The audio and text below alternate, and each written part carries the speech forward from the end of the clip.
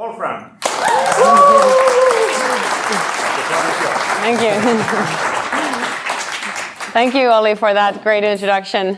I have to say, out of all the introductions that I received, that was perhaps by far the most recent one. And I'm really excited and honored to be here today in front of such a great group of people. I recognize amongst the audience some really successful entrepreneurs and as well people working for growth companies. So I'm looking forward to especially the questions and answers section in the end of my speech, where I'll get to discuss more with you guys. And when we started our company, Brand Bastion, a few years ago, we had a big plan to really build a born global company, but none of us had done it before, and we didn't really know exactly how to do it.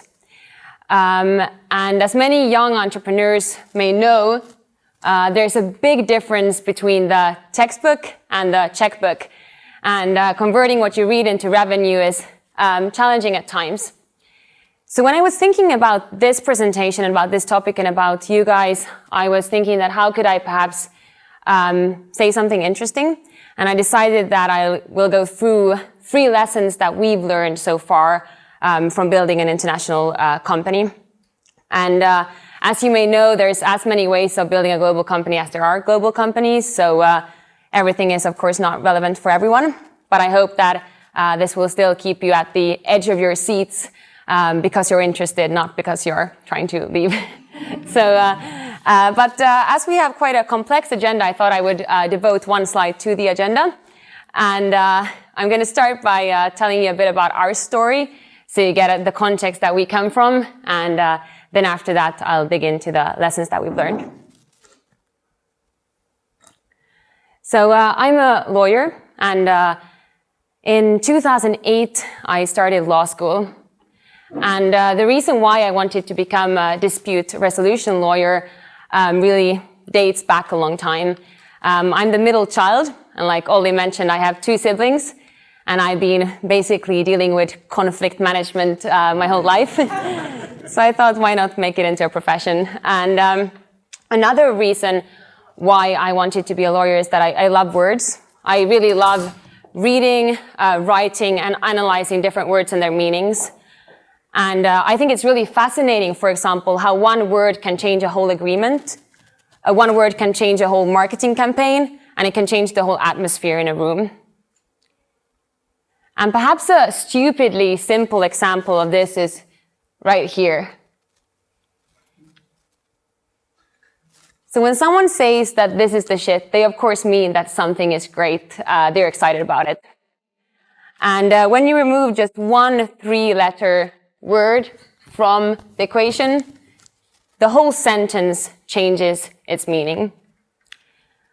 And I think the impact of words is really, really fascinating, especially in the times that we're living in right now. And fast forwarding a few years from going through law school, I became completely obsessed with a case.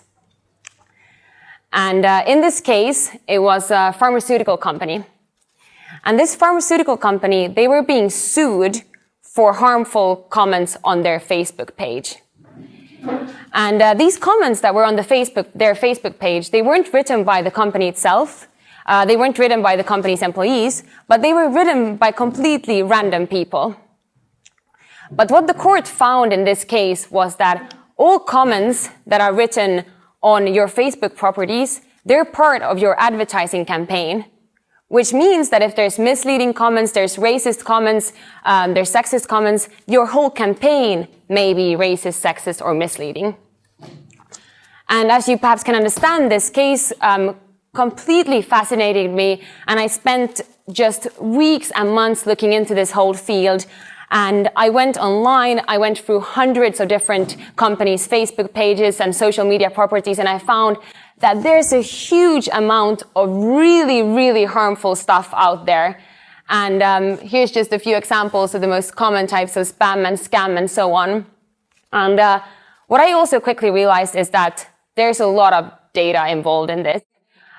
People are posting millions of comments each day around the clock from all over the globe. So I quickly realized that we need to put together a really strong team where we could deal with this data efficiently. But I had made up my mind I was going to solve this problem, providing an efficient solution for companies that are getting harmful comments. And what we then went on to develop was basically what Brand Bastion is today. We have a solution where we, within 8 minutes, 24/7, remove any kind of harmful comments our clients receive across Facebook, YouTube, Instagram, websites, and forums. And we also escalate comments that require our clients' attention, customer support inquiries, threats, that kind of thing. And our solution is built in the way that it's highly customizable, which means that each company, they can completely themselves decide what kind of content they find harmful, considering the industry they're in, the laws that apply for them, and as well what their brand values are, and as well who their target audience is. And I thought that I would, next I would share with you a few examples of the situations that we've been in with the company that have had a huge impact on our team, to give you perhaps a bit more of a practical view about the problem we're dealing with. One of our very first clients was a large government. And this government, they had multiple different Facebook pages for different regions and as well for different departments. And they were receiving in total at the time around 150,000 comments per month. And we were taking care of them when suddenly we identified this comment right here. And this comment has been slightly modified to protect the confidentiality of the client. And it as well included an additional sentence that was religious, but I decided to remove it because I didn't think it was relevant for the example.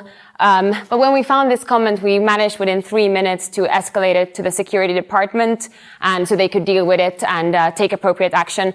And I think that was a turning point for our whole team, because then we realized that we're not just dealing with spam and kind of legal issues, which of course are important, but there might be something more as well, something that relates to human lives, safety, and security. And that was really inspiring for all of us.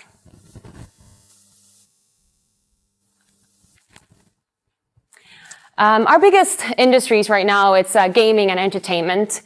And the whole Hollywood and the whole entertainment industry, they're starting to spend more and more in social media advertising. And when they're pushing out a new movie, they're pushing out ads in Facebook news feeds for the movie. And what we've identified is that 1 in 25 comments includes a social media threat on movies' Facebook pages. And 30% of these comments, they lead to piracy. So what's happening here is that the movie industry is pushing out ads, trying to get people to, of course, go to the movies, and then pirates are hijacking these ads, posting links to ripped versions of the movie. And this is also something that that really we're passionate about at Brand Bastion, fighting these types of things. And then the third example, this was one that also made quite the impact on me, and that was we were moderating the Facebook ads of a low-cost airline company, and they were especially investing in ads in the Asian region. And what we identified was that their ads for low-cost tickets, they were receiving tons of comments where people were trying to take advantage of others by selling passports and helping with entry to the country. And we started looking into specifically this spam or scam scheme, and we realized that it's actually part of a huge business where it's, it relates to human trafficking, but also where they're asking people to give them money in order to send passport, and it never happens. And there's a lot of people that are taken advantage of here. And of course, with us removing these type of comments from our airline clients' ads, we're not, helping the huge global problem of human trafficking, but at least what we're doing is making sure that our clients aren't helping spread this type of content.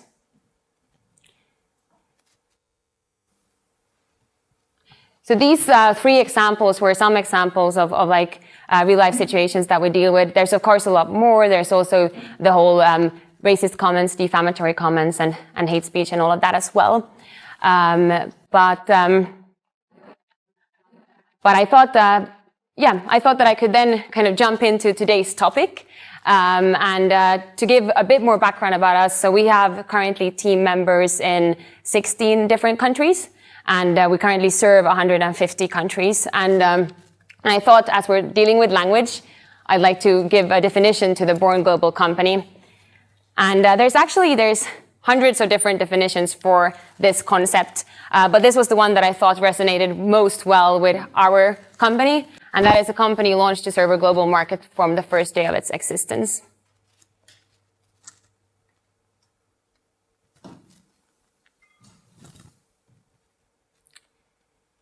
When we started the company a few years ago, everyone was telling me that, why don't you just start in small, safe Finland?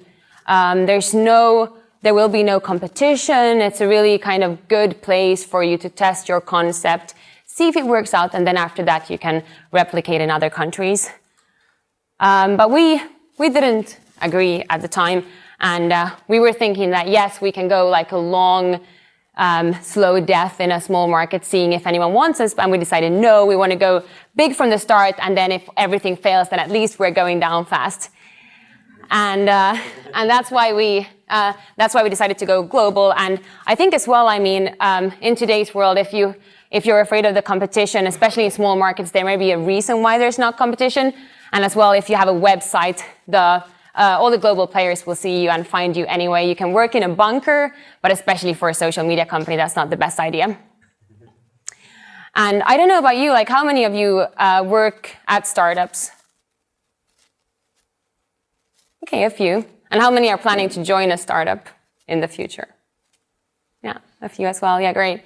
Yeah, I think one of the important things is that if you're part of a startup, it's really important that everyone adopts this kind of huge global mindset, thinking really big, because every single team member that is added to that core starting team, they will adopt the same mindset. So if you're not thinking really big, no one will.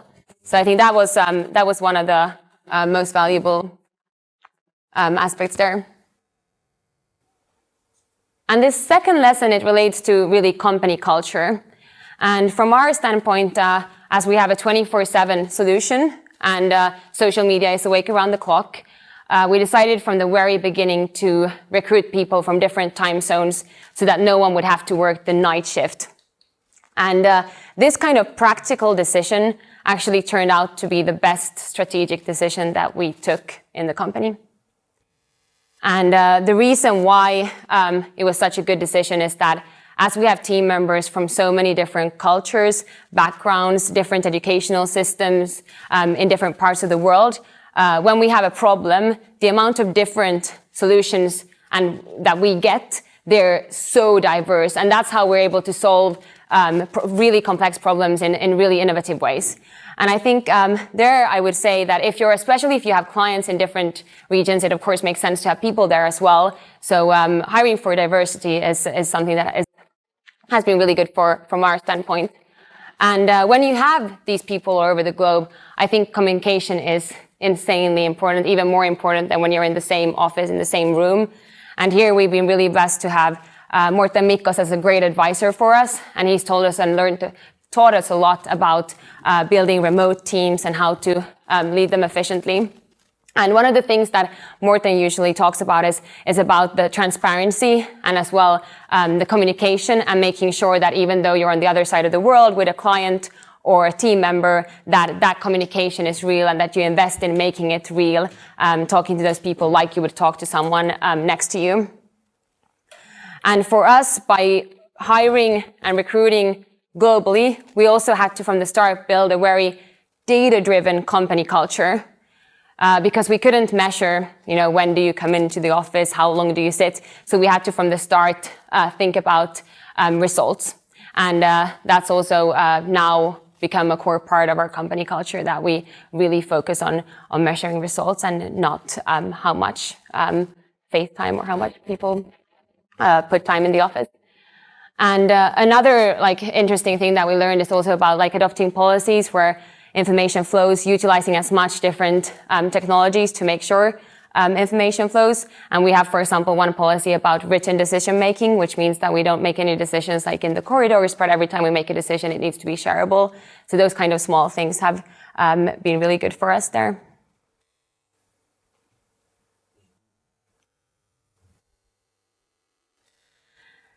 I think it was Socrates that once said that the most important thing to know is that you don't know.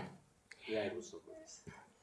And I think this old man was definitely right. And we had a really easy time doing this because we actually didn't know much. But I think like accepting the fact that you don't know, and that makes you listen, and that makes you listen so closely to every single thing the customer says, everything mentors say, everything you hear from the market, because you had the mindset that we don't know anything.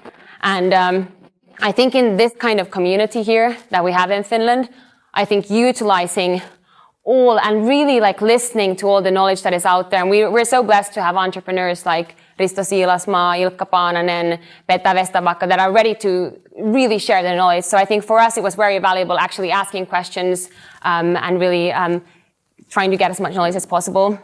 And I think it was Mike Tyson that was asked by a reporter that, why did you change your plan in the middle of the match? And he answered, well, you know, everyone has a plan until they're punched in the face.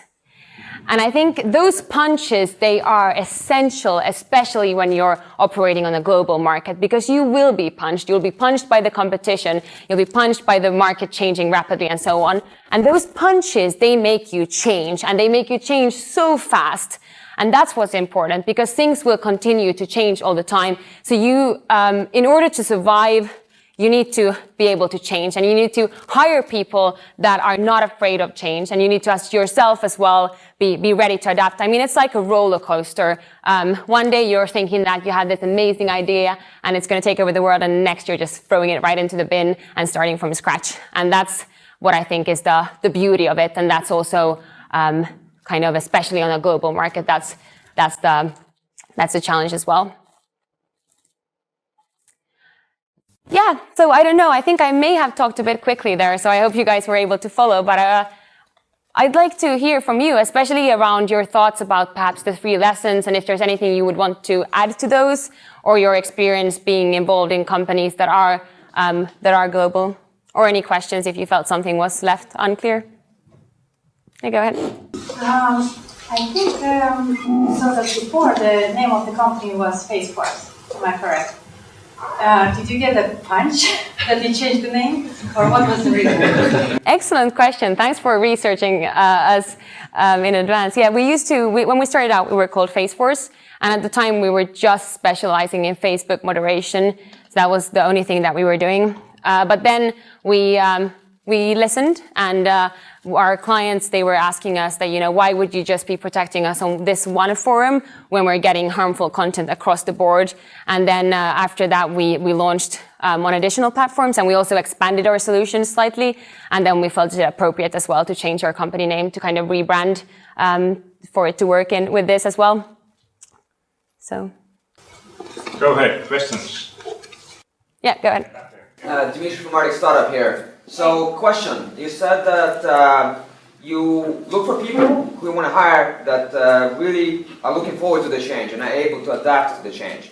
Tell us more, how do you look for those people, and how do you really see if a person is able to change or not? That's an excellent question. And that is something that we've been thinking a lot about. And I'm not really sure. I'm not sure if we had the right answer to that. But usually we try to not look too much about what the person has done, but what they're capable of doing. So we try to have a lot of discussions and recruitment tests, throwing real life scenarios to see how that person reacts. But in the end, it's of course challenging, and that's something that I think perhaps when you work with the person, that's when you'll find out, and you can't know before. But I don't know. Do you have any ideas? Yeah, a few. I mean, at Arctic Startup, we also, as you said, we don't look at what people have done before, and we also have a culture test where we actually, in addition to just looking at how well the person is able to perform the task, we actually get them out and drink some beer with them or something else like that to see them in a non-working environment, to see what they're like as people, and that helps us to understand better what it is that they can do. So I think it's an interesting discussion that to see how do you hire people in a modern age. That's something we're looking at all the time because I think it's one of the most important things of running a company. So. Yeah, absolutely. And when I think about our kind of failures from the past and our biggest challenges, it always involves recruitment. I think again and again, we've been too slow in recruiting people. When we've been growing fast, it's always we're thinking that, why didn't we hire faster and so on. So I think dealing with those kind of things are very important. We actually, in the audience as well, we have 2 startup entrepreneurs from a recruitment company that are doing really well. So you can talk to them if you need more advice. Yeah, there we go. Yeah. What's the name of the company? It's called Minion. Minion? Yes. We focus on leasing and recruiting assistants, so... Yeah, so that's the place to go for Much appreciated. advice on that, yeah. Any other questions? Yeah, go ahead. I was also curious to see why, what I understood from the service that you're providing is that also like dictators and those sort of people who don't like the voice of criticism can use your service to cut all and throw away all the messages that are criticizing. That's an excellent question. And I was first thinking that I would devote one slide for this topic because it usually comes up a lot. But then I thought that we would wait for the Q&A. So thanks for asking that. When it comes to this question, it's something that we thought a lot about. And I think there's basically 2 dimensions for it. One is, of course, that we have a ton of harmful content going on. So everyone understands that this type of content, of course, has to be removed. And then when it comes to, for example, working with dictators and so on, we don't have any experience with that. But I would say that, we wouldn't most likely be working with them. So, or we wouldn't, yeah, to set the record straight. Yeah. What was your initial investment in the company? So we bootstrapped for around almost 2 years. And then after that, we raised money last fall, where we raised almost $1 million from some really great investors and advisors. How do you compensate these advisors? Is it just with shares or is it Yeah, well, the kind of decision that we made when we decided to raise money was that we wanted to just bring on board people that could really bring value to the company with their advice. So then we decided that if the people that come on board as advisors, they're giving just their time without any compensation directly for that, and which we're very thankful for, of course. There's been somebody for some time already. So you know that this company was used for the comments other people left on their page. So can it happen with some private people who have their Facebook page or blog and then someone else posts there and they are responsible? Sorry, I didn't quite understand the You talk about the pharmaceutical company. Oh, the pharmaceutical company, yeah. So can it happen with private person? That someone will have a Facebook page or blog and then... Well, there has been cases where private people have been sued for defaming other people on social media. So it can happen there, absolutely. And I think these kind of cases, they're just increasing in size and there's coming more and more of them. So yeah, absolutely. I think more and more people will need to be careful with what they post online. Do you have any cases with artists or other celebrities? Yeah, when it comes to the movie industry, we work as well. There's also actors and actresses and so on involved. And there we've seen especially a lot of racist comments, unfortunately, that we've been dealing with. And of course, there's a lot of hate speech as well. Do you have private people as? Well, part of, we don't have directly private people, but some of the larger brands, they as well take care of their talents pages. So in that sense, through the companies, we may be dealing directly with private people. Can you share some key figures? Like how many customers you have, how many people are working in your company? Yeah, I didn't. Turnover? Are you profitable? Yeah, we've been. You don't need to. Yeah, I didn't put that slide because I thought I wouldn't want to bore you with too much numbers. But yeah, I mean, we were profitable for quite some while, which was why we were able to bootstrap and fund our own growth before taking in the investors and advisors. And currently in the company, we're around 40 people as well. And yeah, our clients are spread out. Mostly we're investing in North America, but our clients are spread out around the globe. in the US. Yeah, that's where we're investing the most resources. You are now planning to move there, over there as well? Yes, I'm spending most of my time in San Francisco. So you are profitable right from the beginning, right? Almost. Well, yeah. We were lucky to get really great, but we were lucky to get really great big clients almost from the start, which also meant that we could really build a great software, because our software is based on kind of the database of content that we've gone through, and that's how the machine learning aspect works. So in that sense, we got to gather a lot of data, which proved to be really good. Hello.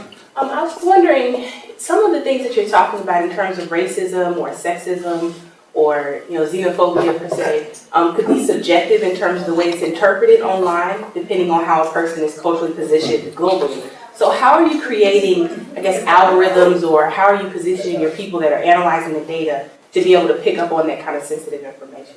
Yeah, wonderful question again. I think this really ties back to how complex language is. To the kind of first example I did, where you just remove one word and the context changes. And that's why we work really closely with our clients to exactly define that what are they okay with, what do they think crosses the line. And it really depends on the context. Like if we're working with, for example, a movie that is for kids, of course they would want all profanity removed, all kind of inappropriate stuff removed. Whilst if we're working with a sports brand, they would, of course, not be interested in that. So it depends on the context, and the brand defines what they're okay with and what they're not okay with. And they, of course, listen closely to their customers to see what kind of tone they want to have on their properties. But sometimes there are really hard situations, and it's hard to make a call on what to do and what not to do. And that's why we have a software that is combined with our human analysts. So when there's something that is kind of hard to understand, it's like to one of our human analysts. Yeah, you pointed out with the communication how important that is, and especially with online with the workers around the world. So, do you have some practical tips for us, especially for students, because communication is really important?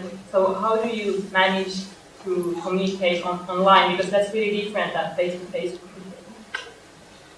Yeah, I think what we found we had to do was really block times in the calendar, frequent times where we actually bring in the whole team and have a group hangout, because otherwise there's going to be so much other stuff and you're always going to push kind of the internal communication as the last priority. So really blocking times for that. And then as well investing in really getting to know the other person, although you're working with them in remote teams in other parts of the world. So as well spending some time and actually asking how their weekend was, what they're doing, learning about their family and their friends. I think that kind of thing is really important. Definitely. And then as well, I think especially if you're in a room and you're having a meeting and some people actually call in and they're not in the room, then making sure that those people, they're given a chance to speak, and also making sure that any kind of, gestures or something that you do in the room, that they're actually then translated so everyone is part of that. That's something that, going back again, Morten has given us a lot of advice about that as well. Yeah, do you have many competitors? Yeah, I think there's a lot of competition. I think the competition is really fierce, especially on a global level. When we started out a few years ago, the industry was more at infancy stage, but now it's coming a lot. Have you thought about getting involved in the legal aspect of this moderation? Yeah, we are currently working with the councils and the people within companies that are involved with compliance or legal issues. So we're working with them as well as the marketing teams. So that's one aspect there. Okay, but you as a company, do you get some profit from that activity? No, we aren't legal consulting. We're not doing any legal consulting. Only if we're working with specific companies that are, for example, in a highly regulated industry, we would consult them on what is allowed on social media. But usually they know a lot about this themselves, usually. How do you see the industry's development? Are there any specific directions or growth areas? Yeah. I think especially, especially now with the kind of refugee crisis that we have in Europe, we've seen a huge turn kind of in how people perceive social media. Because I think a few years ago, I think everyone was kind of the opinion that social media should be as free as possible. And that's also what I myself was thinking at the time, that it needs to be free. It needs to be a forum for people to vent their opinions. But now with the refugee crisis, there's been so much racism and there's been so much ugly stuff going on that people are kind of coming back. And for example, in Germany, you guys might have read that that Germany has actually, Facebook has contracted a huge team of people that are going through comments there to make sure that everything that is hateful or racist is taken down. So I think that's been a huge shift there. And also, of course, with the advertising spend shifting. I mean, last year companies spent around 25 billion in social media advertising, and this is increasing all the time. So more and more resources are put as well into this. This is more than a question, is a comment. I work for Microsoft, well, not yet, before. My team is the one who is looking at the social customer service, so answering the questions of the customers in Facebook. 67 Facebook pages, 40 Twitter accounts, Instagrams, you name it. And I think this is really terrific idea. Every day some provider knocks our door, of course, and I have never seen this, really. And you don't know how many trolls, copycats, scam, spam we receive every day. And we have 150 persons manually monitoring the thing in 27 languages.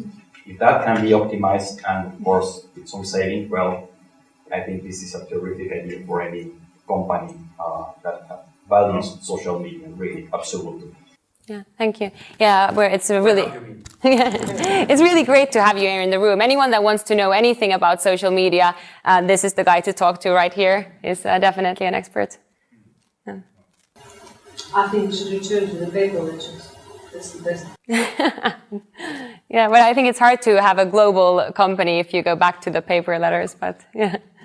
More questions there. Yeah, you talked about being a roller coaster, so I guess you're traveling a lot. And how do you balance your life? I mean, as an entrepreneur, it's kind of something I'm still trying to learn. Yeah, I think that's a good question. What shall I say? I don't know really. I'm still kind of figuring it out.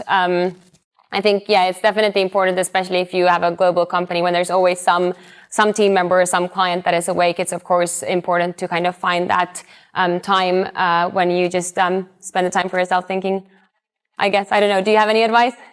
I'm trying to figure out, because I go through this myself a little bit, so I'm trying to learn from others as well. How they are doing it. Yeah. Yeah. I guess it's being an entrepreneur, how do you want to fix the problems as quickly as they come? At the same time, you have to really take care of yourself as well. Yeah. Yeah, absolutely.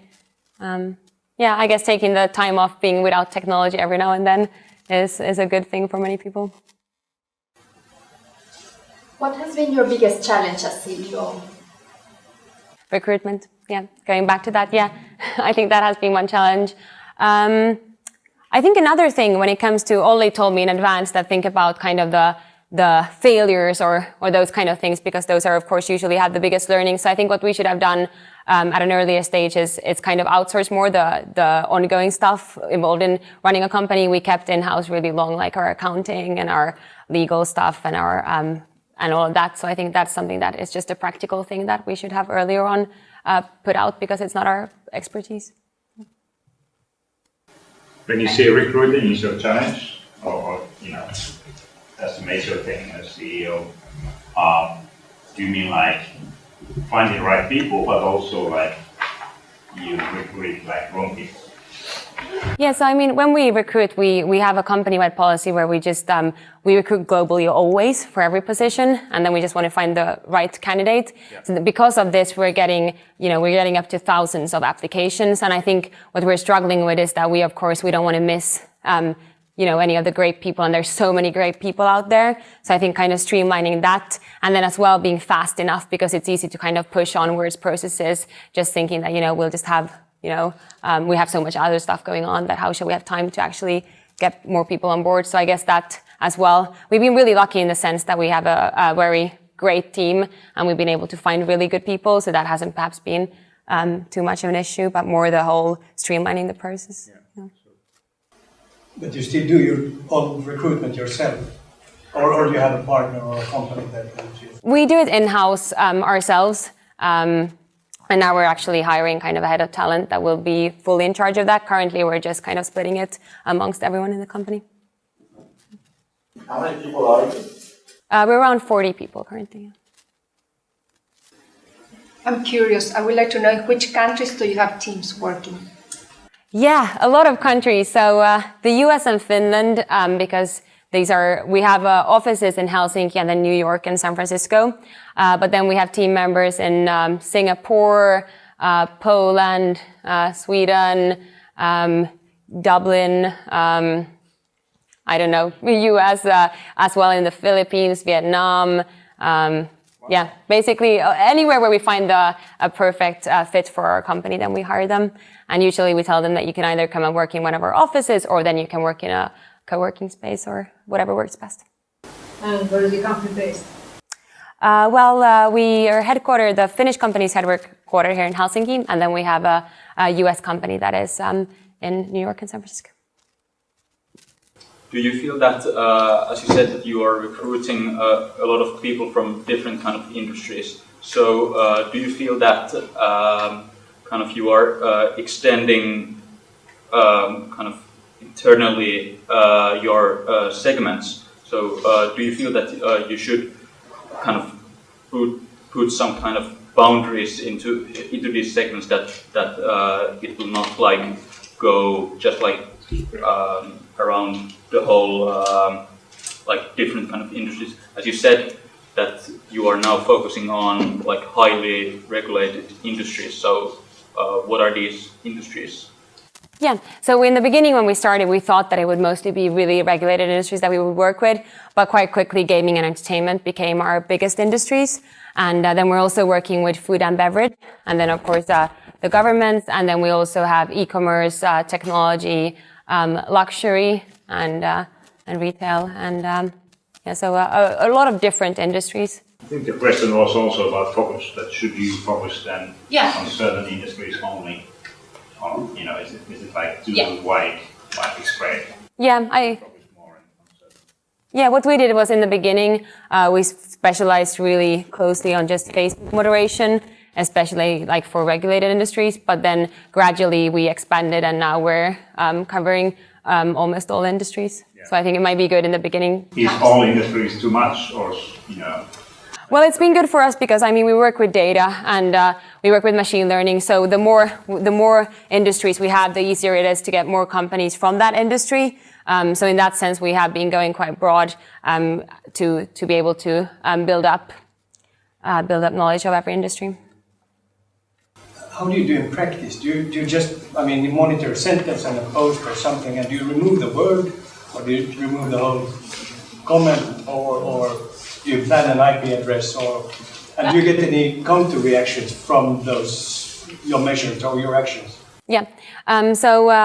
What we mostly do when it comes to at least Facebook is that we're hiding content, which means that the commenter still sees the comment, and so does his or her Facebook friends, but it's not visible to anyone else.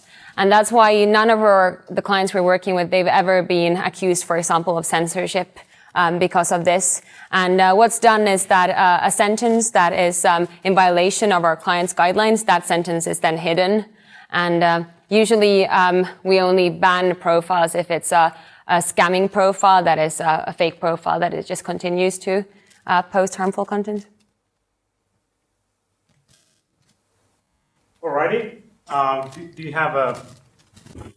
you have some minutes to stay with us? Yeah, absolutely. If people have more questions, so. Yeah, I thought I would perhaps say just one line to kind of conclude the topic, sure. if that's all right. Go ahead. Yeah. Sure. And I was thinking about this, and I think when it comes to like building global companies, I think communities like ours, and especially Finland, is the perfect place to do it from, because we're a really small market, but we have so much talent. And we have such great like infrastructure for building startups, and we have so many great mentors. So I think if you're gonna be anywhere in the world building a global company, then I think it's right here.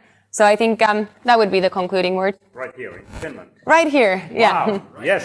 Hey. You're a great cheerleader.